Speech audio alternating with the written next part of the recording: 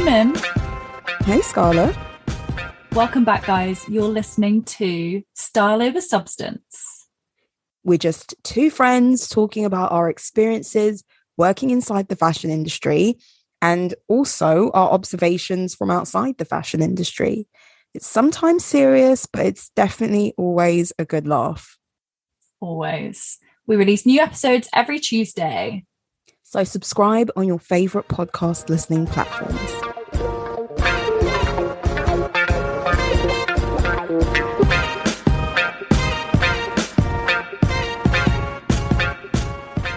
So yeah, I've started sunbathing, and I think it's because I really want to avoid having builder's tan lines on my arms, you know, where the t-shirt ends and the tan begins. Yeah.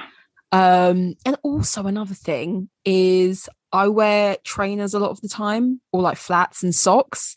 So my feet, like, I'm not a sandals person, so my feet are never out, and I feel like my legs will tan and my feet will get pasty. So I was just on the balcony and just had my feet out and my arms out and just trying to even out potential tan lines. And yeah, it's a full-time job, isn't it? It's a full-time job. I'm still evening out tan lines from when I went away of Really? like the bandeau versus triangle. Oh. Like, and I got a real bandeau line. And like, it's not nice if you wear a triangle, but you've just got like a... Yeah, you got those trying to pasty level it patches. out. And yeah, trying to keep the tan alive. Although I don't know if tanning makes me spotty. I thought tanning was meant to be good for your skin, like to clear it Like up. acne wise. Yeah. Oh, I always think it's the opposite. I always think it makes your skin look Same. better. I think I'm just going through something. I think you are. My skin's not happy with me. You normally have really clear skin. I know, it's why it's really annoying. I just don't think you're used to it. I'm really like, your bad is probably my normal. I'm really complacent about it. And so when I have bad skin, I'm like, what the fuck is this? Yeah. And it makes me realise how much I sort of rely on, or I'm just used to good skin. Yeah. Yeah, so feel sorry for me. Poor you. Poor me. Yeah.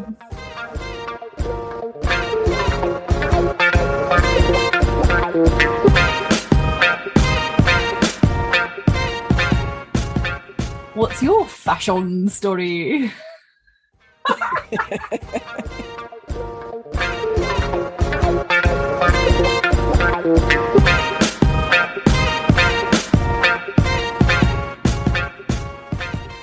What is your fashion story?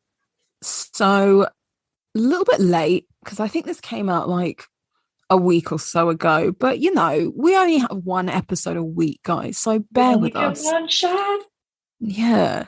I think every week or every other week we talk about a new collaboration, because there's always a fucking collaboration, isn't there?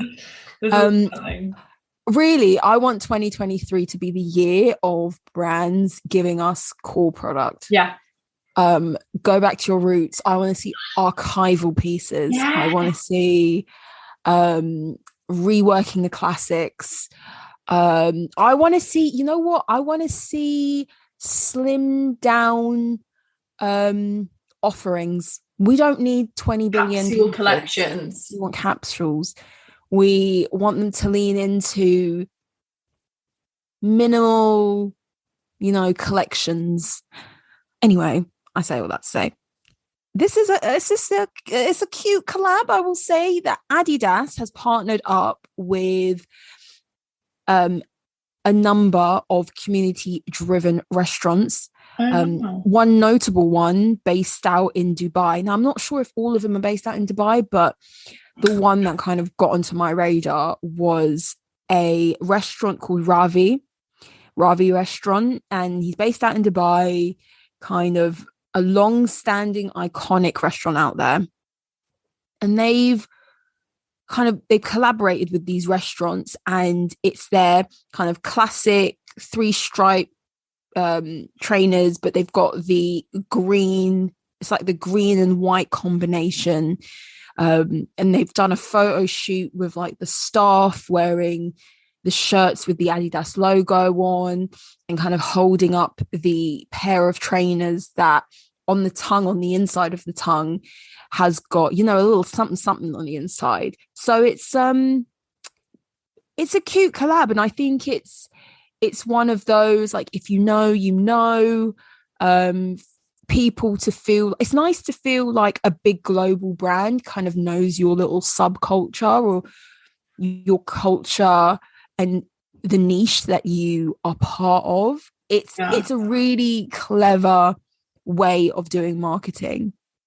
Yeah. And also I think just the fact that it's more like honing in a community and stuff like that, I think is really, really cool. And I think probably only big brands like Adidas can afford to do that kind of a thing.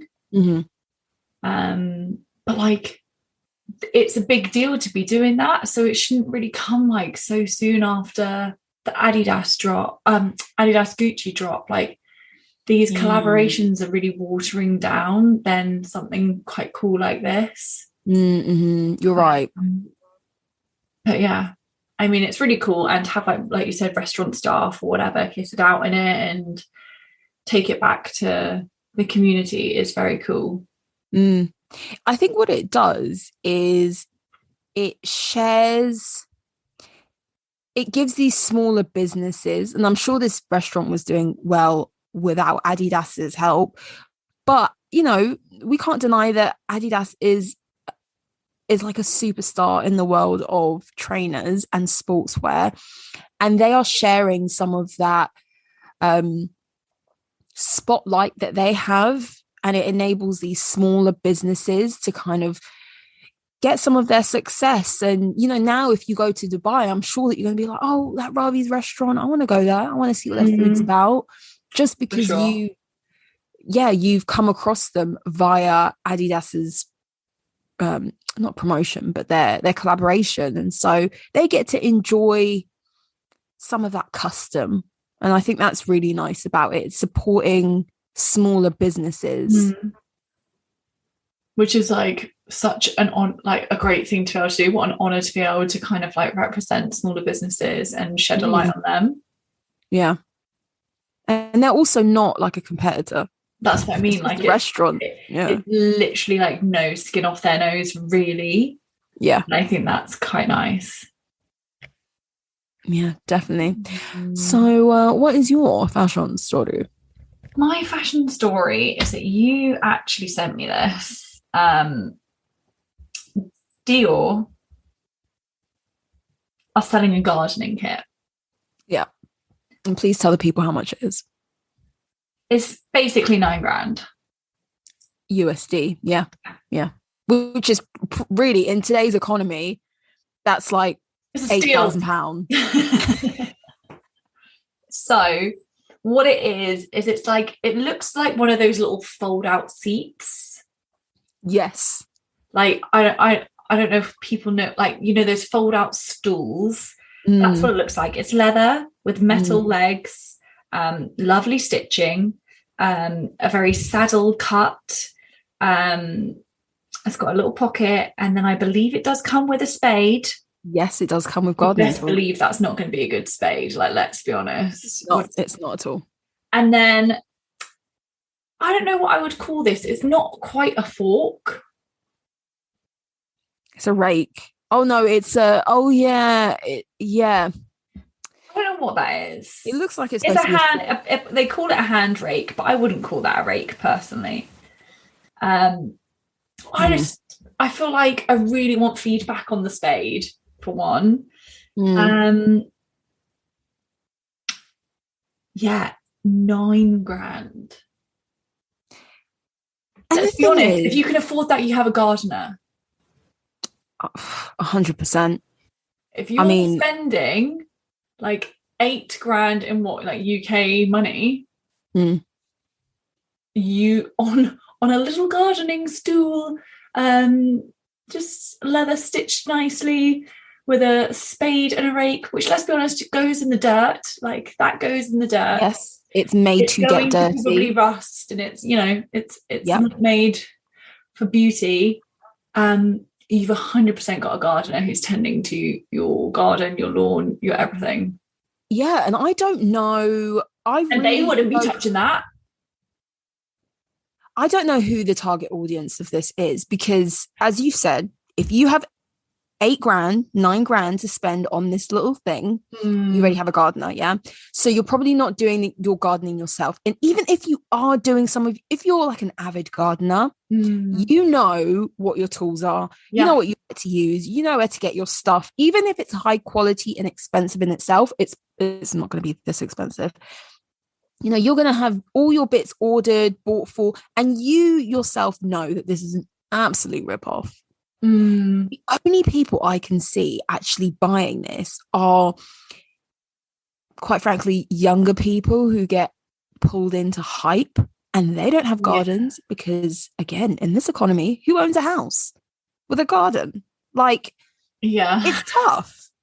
But like, I picture, the only thing I can imagine is someone with beautiful like garden, a big garden where the gardener tends to it, but their little hobby is just planting the hanging baskets, you know, like fake gardening, like performative. As in, like, they're not doing the legwork. It's just sort of let's just like do the spring hanging baskets and let me get my Dior kit out. But if you're throwing that money at that, I just, like, I get the surfboard, I get the skateboard, I get the tennis racket, I get all of the stuff I get the bowling ball, I get so much of it. But this is too expensive, though.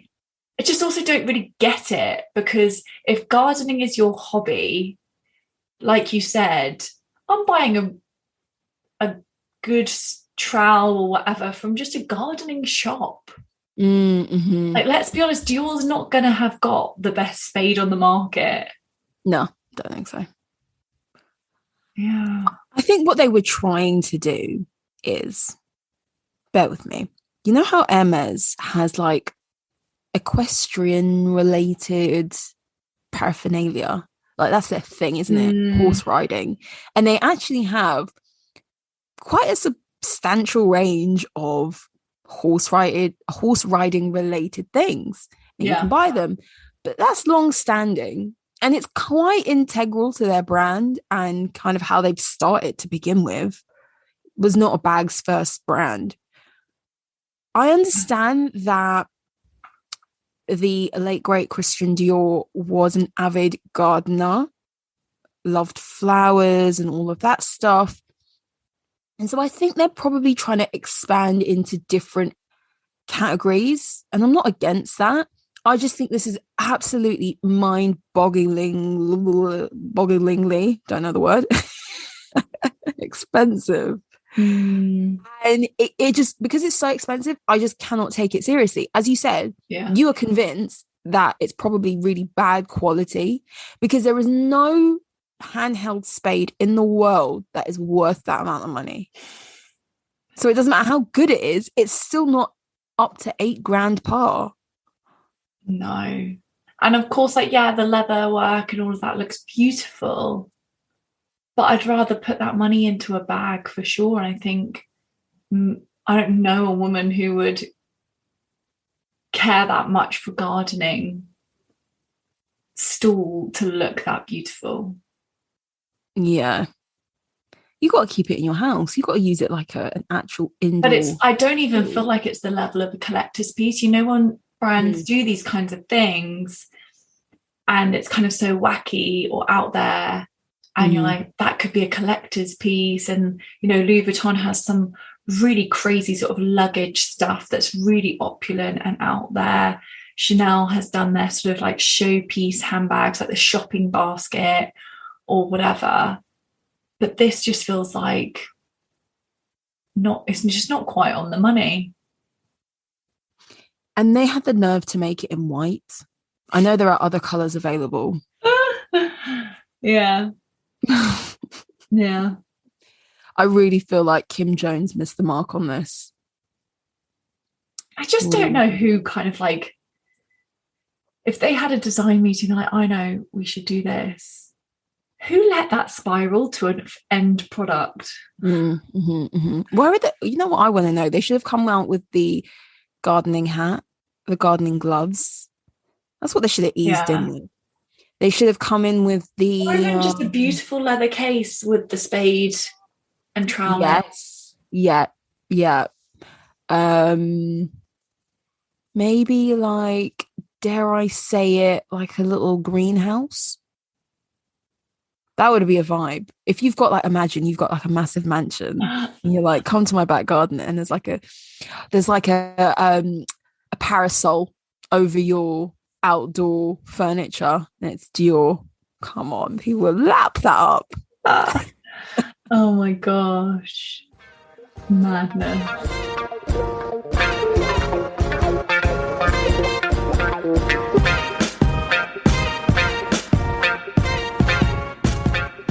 We interrupt this broadcast to say, go follow us on Instagram. Our handle is @StyleOverSubstance pod. There you'll find our weekly fashion topics, all the stuff that we discuss in each episode, and our polls.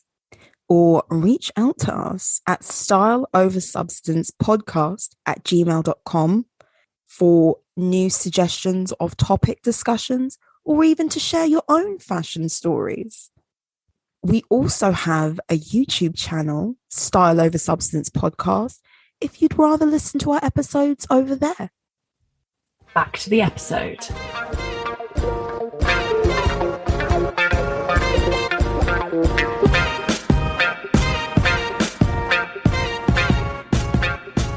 So we're sort of discussing, it was inspired by an article you sent me about Revlon and sort of where is Revlon now? Where did Revlon really go?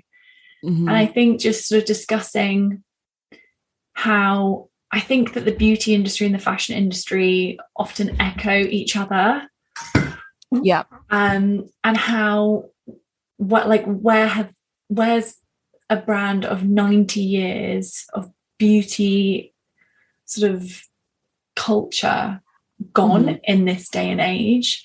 And I guess it's been overshadowed or just replaced by a different circumstance. I just think we've moved on so much in beauty, and I think that's the same with fashion, and that's why the high street is struggling to keep up. Yeah, so like, in other words, it just feels like it's a period of change, and all the staples that we kind of grew up with are no longer as popular, or they are, as you've mentioned with Revlon, just disintegrating and going into administration. And it really begs the question, why? So I don't know, you broached the idea earlier to me that we aren't buying into Revlon as we used to, which, you know, even for me, who's not a massive makeup person, I don't think I've ever really seen anyone talk about Revlon on like YouTube and TikTok and whatnot. You know, the places that you get a lot of your kind of advertising content, I never see anyone talk about Revlon. And you suggested that the reason for that is we're just not buying into quote unquote drugstore brands anymore. Yeah, and I don't know what it is, and I haven't watched like beauty hauls for a long time. But back in the day, when Zoella would go to like Boots or Superdrug, she would do like a beauty haul, and that was such a thing. But now, and I don't know if it's because maybe the likes of Zoella now have money, so when they're buying things, it's from like Space NK, or it's from a department store, it's from Bobbi Brown, it's from MAC. I don't know if it's that, but I feel like the level has just gone up, and you're not going to see someone go, oh, I went to Superdrug and I bought this like eyeshadow palette. You just don't see it. Yeah. I feel like now the high street or drugstore beauty is for like kids or festivals. And me. Or like or for people who just aren't that bothered, they just want to wear a bit of makeup, and like it's the least intimidating place to buy makeup. Yeah. I think like if we compare it to like Zoella days, her whole thing was that she was quite a normal girl, and that it's like, this is where everyone can go and get their stuff. But it was a completely different YouTube. Everyone was quote unquote normal. Everyone, we were going onto that platform to see people who were just like us, essentially. And it was still very organic, kind of like what we see with TikTok now. Just anyone with good enough content, you'd watch them. You didn't go for high quality production and for luxury and for glamour, really. And I think over the years, as so much money has been pumped into the beauty industry, and we all collectively understand that there's so much money to be made from the beauty industry. Not only have we seen so many niche brands, niche kind of like independent, really cool brands being created, but people are getting bored of like drugstore. Like anyone can go to Boots. I don't want to be told about what's at Boots and Superdrug. I want to be told what's from that other country where you can only order it online. And I want your opinion because it's kind of hard to get and it's maybe really expensive. So I want to be sure if I'm going to buy it. So I think that's kind of the reason why the bar is so high when it comes to luxury makeup. Yeah, it is really high. And I think things feel more exotic. There's so many more options. Think of, I mean, even in the Kardashian family, there's 2 people with a makeup line. Hailey Bieber's just brought out skincare. Like there's a makeup line by so many people, especially in the States. I think at one point, did Zoella have a makeup line? No, but maybe she had like Zoella. I think she had like a bath line. Tanya Burr had a makeup line for a hot second. Like it just became this thing. And so I just think stuff like that also washed away more of the drugstore, like a Maybelline or a Revlon or a Rimmel. But like beauty became like, you know how in like the 90s and the 2000s, celebrity workout videos was the thing that all the celebs were doing. In 2010s and like 2020s, makeup brands was the thing that every celebrity was creating. You've got House Labs with Gaga. You've got Rare Beauty with Selena Gomez. You've got Fenty. You've got Pat McGrath. She's not a celebrity. She's a makeup artist, but she came on the scene with her own one. There was just so much to choose from. You're so right. And I think it was also just around the time of them being excited about it. And also I just think a lot of makeup tutorials made me sort of save up and maybe buy into MAC. Yeah, I think when we were growing up, there literally was, you go to a drugstore and you've got like Maybelline, Rimmel, Revlon, and like a few other things, Barry M. Oh my God, yeah. It was going into like Debenhams and going to a makeup counter like Bobbi Brown or MAC, and that's a huge disparity. And of course we're not going to one of those brands.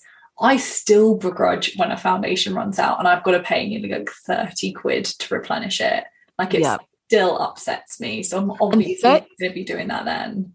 And £30 in the grand scheme of makeup now is not a lot of money. And I use it every day, like cost per wear, like all of this stuff. Like I use the product and like it's whatever. But I still really begrudge that makeup runs out. But yeah, I just think I think these, like you said, there's so many more options now, and of course then that saturates like through to long-lasting brands, and then things become more exciting and the influencer brands are obviously more notorious, and even brands like Glossier, I don't know what they did, but when they launched, it was huge. It was all over my Instagram. Just that bubble wrap zip bag, like all this stuff was just huge. And I guess the products stood the test of time. Like there's all these things that just take the internet by storm. And I think this is like, I don't know. So I think there's that element. I think we spend more money on it. On makeup. Like I bet there are like young girls now who aren't like, I don't think, do you remember those Dream Matte like mousse? Yeah. Foundations. They were terrible. There's no way there is a 14-year-old girl putting that on her face. No, definitely not. One time, I went for lunch with my niece. Now she's 18, but she was 17 at the time. We went for lunch and then we walked over into the makeup department of Selfridges, and she was saying that she wanted to get some bits, and obviously like she doesn't have a job, so I was like, oh yeah, okay, I'll pick out what you want and I'll get it for you, sort of thing. And she bought eyeliner from Chanel and I had to pay for it, and I thought 20 quid. I think it was more than that. Really? Yeah, for a pencil. I thought, what the fuck? But I got to pay for it because it's not like I see her all the time, you know, like trying to be a good aunt here. In my mind, I was like, you just got me to buy the most expensive eyeliner here. So yeah, I completely, I think people are willing to spend more on makeup now. When, you know, Pat McGrath, those £150 eyeshadow palettes are being, you know, forced onto your eyeballs every day by your favorite makeup artists and makeup influencers, then you're going to get desensitized to that sort of price thing. And I think also another thing we haven't really touched on is Revlon is not going to give you the most exciting offering because their job is to be like a constant, you know, in the drugstore scene. You want to be able to, you know, you get a Revlon lipstick and you know, if you go back to Boots in 5 years' time, you can still get that exact shade. That's what they're there for. And that's what people love. Like, you have to be so constant with makeup. Yeah. But all these other brands, as you've mentioned, like when Glossier came out, they were giving us something new. When, I don't know, all these other brands, they're always giving us something different and something new and exciting. And if these older brands like, oh my God, Estee Lauder and all of that want to keep up, it doesn't matter how big you are. If they want to keep up, they have to continue to pump money into their brand and reformulate and repackage and redesign just to stay relevant with the group of people who are willing to spend crazy amounts of money. And those are like the, I don't know, between 45 and 25-year-olds or something. Yeah. And I feel like it's got a direct connection or correlation with the fact that we've talked about this quite a lot, that there's people are spending just more generally. We are justifying designer purchases so much more. Like when we grew up, and I know we're not that old, but maybe someone would have like one designer bag, a grown up, and it would probably be like a Louis Vuitton, really timeless, monogrammed bag. And that was their bag. We now live in a world where like 18-year-olds are thinking that they're meant to have like a Bottega bag or are aspiring to have a Chanel. Dare I like add a £7,000 handbag is what sort of 18-year-olds are aspiring to have, or want, like, or a rocking walking down the street. And that won't be their only one. And so I just think we've just kind of accepted a higher price tag on life as well, which, like, is there any sex appeal to buying Revlon? You know? No, it's not sexy. It's not sexy to be like, oh my God, I just went, like, look at this great Revlon nail polish, or look at this great Revlon lipstick. Everything now is what I will say their nail polish is good. You know? What did you say?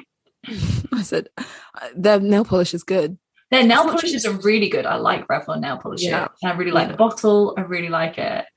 But like in a picture, if you were going to like empty the contents of your handbag, you want your lipstick to kind of be like Chanel, or you want it to look that's like in one of those flat lay images of like what's in my bag, and it's like the Chanel hand cream and the I don't know, Christian Louboutin nail polish with that like spiked handle.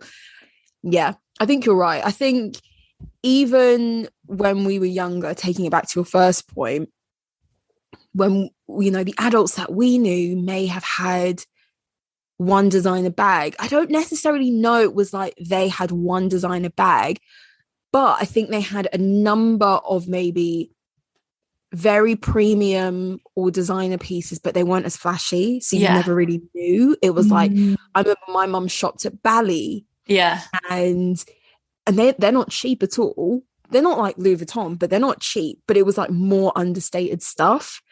Now everything we buy is so much flashier that you can tell when, I think it's that, because everything's so flashier, you constantly need to rework what you have and bring in something new. Otherwise, it's very easy to notice that it's the same thing over and over again. It's like those Prada re-edition bags, those nylon bags that they came out with, and then they brought out the one that's like encrusted with Swarovski crystals. If your friend wore that every day, you would notice. Do you know what I mean? But if it was a plain leather black bag, you'd be like, yeah, it's Prada, it's got that little badge on it, but it's not like you're gonna say, oh my god, like, girl, stop wearing your crystal bag. Yeah. And I think that's what we see with makeup. Like, I follow some girls online who do the most exciting, fun, creative makeup looks. They're not wearable by any stretch of the imagination. They're like painting clouds on their forehead and shit. Like, it's really out there. It's very editorial. And I think that's what a lot of girlies and guys are after nowadays. It's either like super glam, soft glam, which you cannot wear every day, or it's editorial. It's like, give me like strobed graphic eyeliner. And that's not the vibe that Revlon was on. No.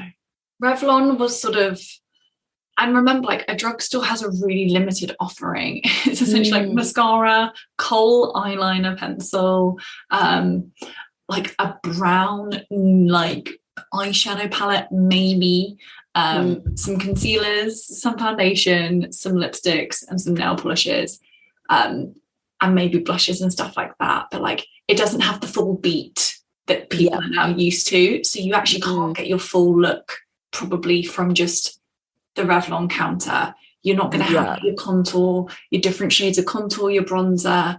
Like, you're not going to have the full shade range like either. The highlighter, and of course, like sometimes I know shade ranges have got better, but not every store can have like 20 shades. They buy in sort of, I guess, what they think they need. Like, it's just, it's not what the younger generation go for.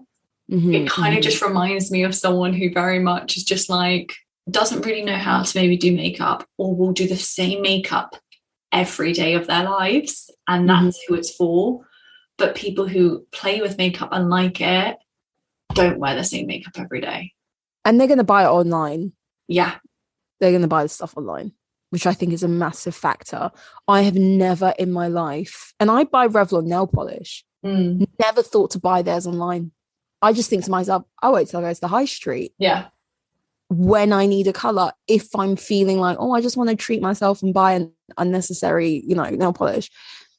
And that's it. It's kind of like as and when you need it, and not necessarily because you're in search of something. But one point that Business of Fashion, because they wrote this article on Revlon and how it's going under, they made an interesting point, and it was surrounding their legacy. So Revlon had its heyday, and it was kind of really big during the 70s, Lots of, you know, models. They were the first brand to put a black model, namely Sims, in their ad campaign. You know, they were, you know, like culture makers, let's say. They had Cindy Crawford and Christy Turlington, and it was a really big deal, Revlon. Color Stay, their non-transfer lipstick. You know, they were the brand. And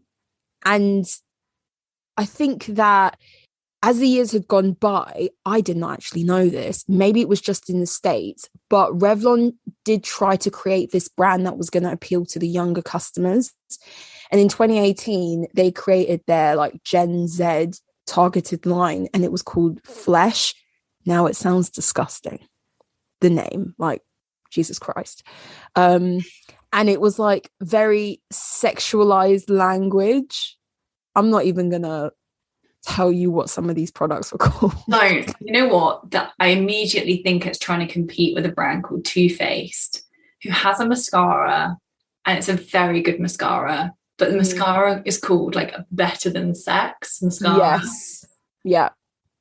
And that's just what this like immediately says to me, is that they're trying to have this like cheeky, like, I begrudge that mascara has that name. You know, I wouldn't want to take that out of, like, it's a very good mascara, but I'd be embarrassed if I was at work and I took that out of my bag and boys in my office like took a read of that, I would be rinsed. But you know, Tom Ford, a lot of his fragrances have quite cheeky names. Yeah. So, you know what? Fuck it. I'm going to tell you what some of their products were. This might actually be the reason why this brand or this offshoot was a flop. One was called Firm Flesh Thick Stick, and that was foundation. Disgusting. Gloss was called Flesh Pot. No. And then obviously like the brand was called Flesh.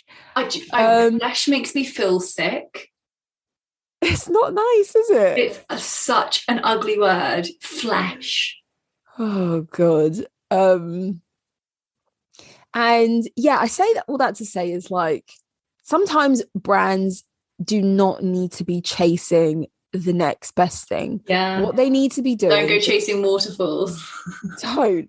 They need to be doubling down on what they're good at. And if that means Revlon, because they went bankrupt, okay? So they were obviously spending more than they could cover. You know, they weren't bringing in the revenue they needed to cover their increasing expenses. So if that means they need to streamline their offering, you know, focus on, I don't know, their lipsticks, their color stay lipsticks, you know, more kind of nude ranges, because that was massive for ages.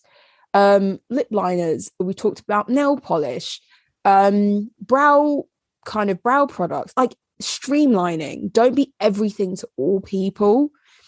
And if they could have like saved money in that way, or kind of reintroduced themselves in a new way for younger generations without making this disgusting sounding offshoot, that might have served them better.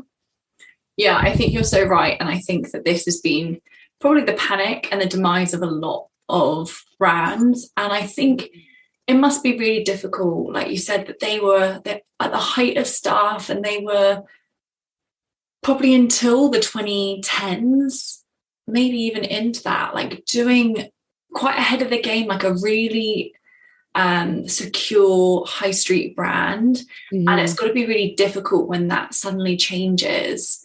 But I think you're meant to do is then, like you said, just double down and focus on what you do best, rather than trying to beat your competitors, because you're always going to be a step behind your competitors, because they've already got there, they're already there, and they're already working on the next thing. So you playing catch up is never going to get you there. And I think I would really begrudge it if there was like a clothing brand that I really liked, and then suddenly their competitor was like outselling them, and then the style of their clothes changed to emulate the competitor. I'd be annoyed, because I'd got like the style of clothing that I liked has disappeared. Yeah, you're going to them for a certain thing. Yeah. I've just had a revelation, a revelation. 90s makeup is so big right now. I know, and they like, how are they not monopolizing on this 90s makeup? And that's what we had to make it. I know, Revlon was the thing. Like, get Kate Moss back. I know she was a Rimmel girl, but like, get like Christy Turlington. Yeah, get them back and show you how you can create that look for like less. Linda Evangelista, Naomi Campbell's still working. Get these three ladies, do and then you want to get someone like Doja Cat and Megan Thee Stallion to recreate an Aaliyah inspired photo. Oh my god, listen, besides the Chanel advent calendar that we need to be booked on, Revlon should have called us and we could have just brainstormed some ideas for them. For sure. I think we are the ideas people, and I think we have a good thing going here. It definitely really upset an agency that a brand of 90 years, and is definitely like a brand that, you know, film stars would have been using in the 1950s. That makes me sad that yes, because makeup is a really new concept, and I like, yeah. Do you think a bit of like but I'm gonna be honest, I can't remember the last time I bought something from Revlon. No, neither can I think I probably have some stuff, but do you think that a bit of popular culture history has been lost with Revlon? Do you think it spells danger for other makeup brands, or is there a wider implication for Revlon disappearing? I feel like it must be surely the same for the likes of a Maybelline, Rimmel. I don't even know if Barry M still exists anymore. I don't think it does. I think it does. Like, there's loads of. If one's struggling, they all must be. Is sort of my like. There's no reason Revlon should be suffering any more than any of the others. I will say though, when I think of Revlon, it was always probably like the least young makeup brand in a drugstore. It was always a bit more demure. The packaging was a bit nicer. You know, I think that they were trying to be a little bit elevated, like the bottles of stuff, everything was quite as nicely done as it could be. Maybe my mum had like nail polishes from there, so I'm thinking that.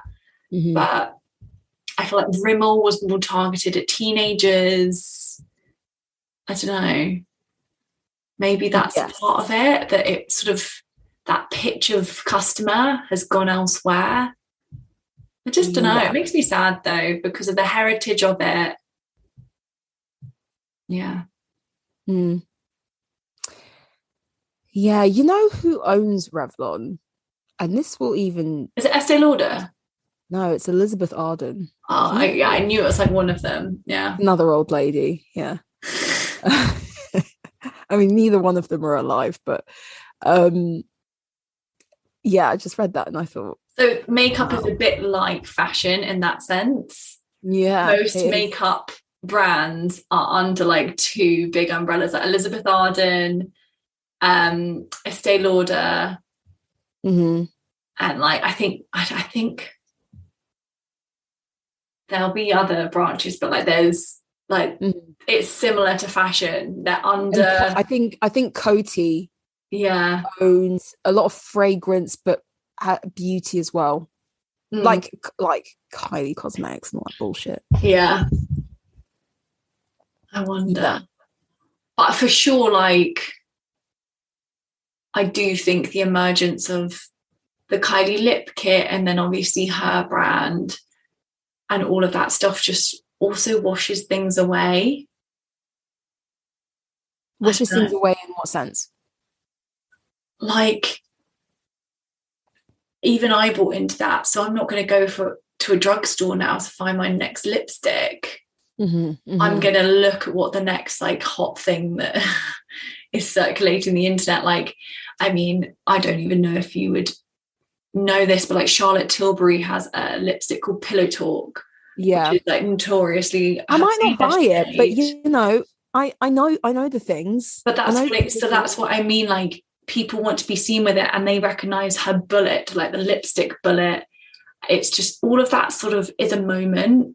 Like, I know that people who make makeup packaging always like a lipstick bullet is a real conversation piece. Yes, a lot of these brands so her whole beauty concept is old Hollywood glamour, and all her packaging, emulating that packaging. Names, all the names, the Bieber makeup packaging. Yeah, and then you have other brands. They all have these really strong themes. For better or for worse, really does help their brand. Yeah.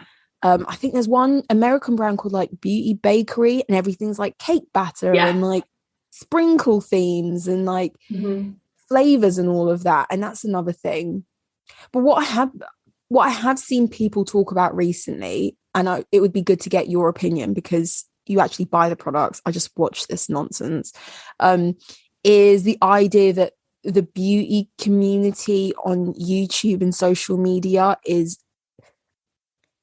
I don't know if it's disappearing or it's just not as big of a deal as it used to be. I know that there are some beauty gurus that I used to watch just even a couple years ago no longer post about beauty. They talk about their life, their lifestyle.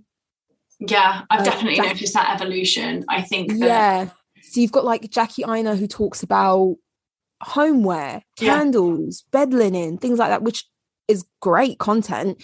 Raw Christy Beauty, she talks about being a mum. And what's your thought on that? People have evolved, I guess, with their channels, and their priorities are different. There are only a few people, and maybe it's more like the actual core makeup artists that still do it. But often what does go alongside that are like a vlog style of like my weekly vlog. But I would say beauty videos just aren't a thing anymore. They really, really aren't. And they used to be everywhere. Granted, maybe that just isn't what comes to me anymore. But it used to be the thing for. And one thing, part of me wonders, have we just learned how to do it? Because I used to watch it and be like, oh my God, that's a cool trick. And we've learned the tricks. There's enough videos out there to learn how to do your makeup now. And I see fads on TikTok like, apply red lipstick on your under eyes to counteract stuff and like all these fads. But ultimately, I know how to do my makeup now. Like, whether it looks good or not, like, I've found a way to do it. And yes, I occasionally learn different tricks and stuff like that from videos, but it's pretty much covered, I think. Yeah, I agree. I remember being at uni, and when Kim K was at her, like, I want to say her biggest, not because she's not massive now, but that's when she was like on the scene, and we were all trying to emulate her look, you know, bodycons, platform, the Hervé Ledger everywhere, and baking and contouring we were losing our shit. We were like, oh my God, how does she do it? And she gave us a tutorial, or her makeup artist did, and we were all learning how to create makeup looks like a professional, which had never been done before, because celebs had their professionals doing their makeup for them, and then the rest of us, we were just out here in the Atlantic Ocean just doing our best, just putting eyeliner all the way around and just hoping for the best. just keep swimming, do your best, put some makeup on, and hope for the best, and that was it. And then we started learning all these tricks, and you're right, 10 years on, we've had our fill. We know how to contour. We know what colors suit us. We know what we could buy at the top end. But now we've decided, okay, we really like that. What is it? That like that £100 product, but I know now that I can get it for like £30. Yeah, and there's dupes pretty much the same elsewhere. thing. Yeah, There are dupes, yeah. So I think we've gotten our fill of it, and we're not out here seeking tutorials anymore.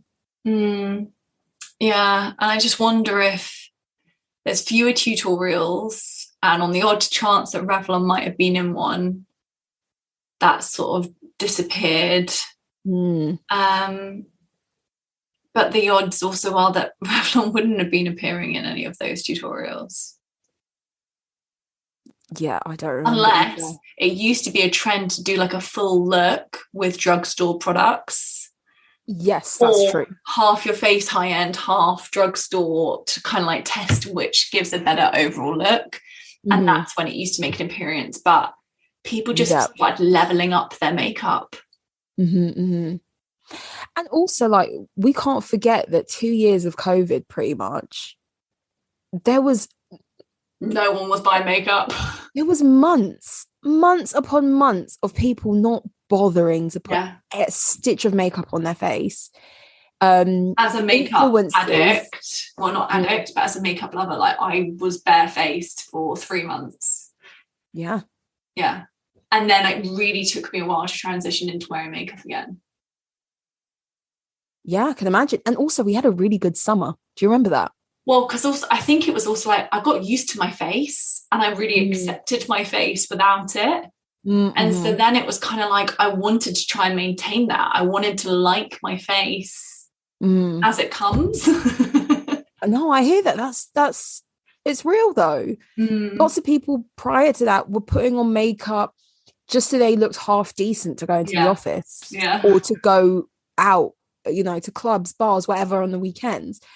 And we no longer had that option. So we've done episodes about this. We reverted to a comfort first approach to beauty and fashion. And so people just weren't buying makeup. And if you did wear makeup, then you need a really good fixing spray, because once you put your mask on, it was like rubbing all on the inside of your mask. And I think that really allowed people to reevaluate if makeup is beauty content, is the content that they even want to watch, and then do they even want to spend that kind of money that they were spending on prior to the pandemic on makeup in Boots and Superdrug and whatever. And then also, as you said before, like, if you're going to buy stuff now, where's the first place you buy like nice makeup? It's probably like Cult Beauty or Space NK, or what's the other one? Look Fantastic. Look Fantastic, all of that. So I think we just like, it was like a reboot for us. Do you know what I mean? It was just like, if I'm going to buy something, I'm going to buy nice quality and I'm not going to buy too much, or I'm going to go for really minimal makeup. I think it quelled that craze that we'd been living through for so long.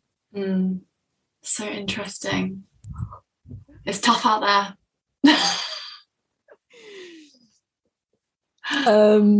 Yeah. So what is our poll for this week? When was the last time you bought something from Revlon? I know.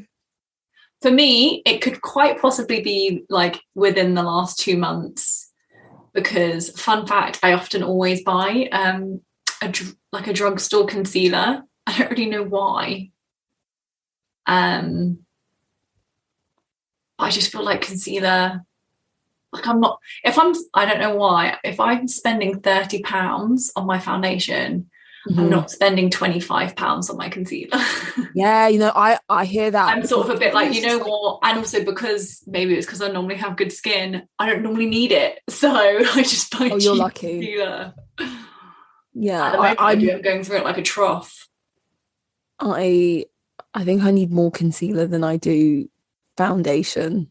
Like, it makes a big difference to my face. But I get what you mean, because the tubes are small. It's like, why spend £30 on a bottle of something and then £25 on a little tube? Yeah. No, doesn't make sense. No, Susan. What I will say is, because they're now going bankrupt, hands down, best quote unquote drugstore top coat for nails is Revlon's Color Stay Gel Envy Diamond top coat. Yes, the diamond one. Super glossy. Rush to buy it now. I need to stock up, don't I? Yes, you do. Shit. I'm hoping that they might flood Poundland with these. You know how sometimes they say the dream is alive. They always end up with like reject polishes and all of that stuff. So yeah. Sounds like a plan. That's our poll for this week.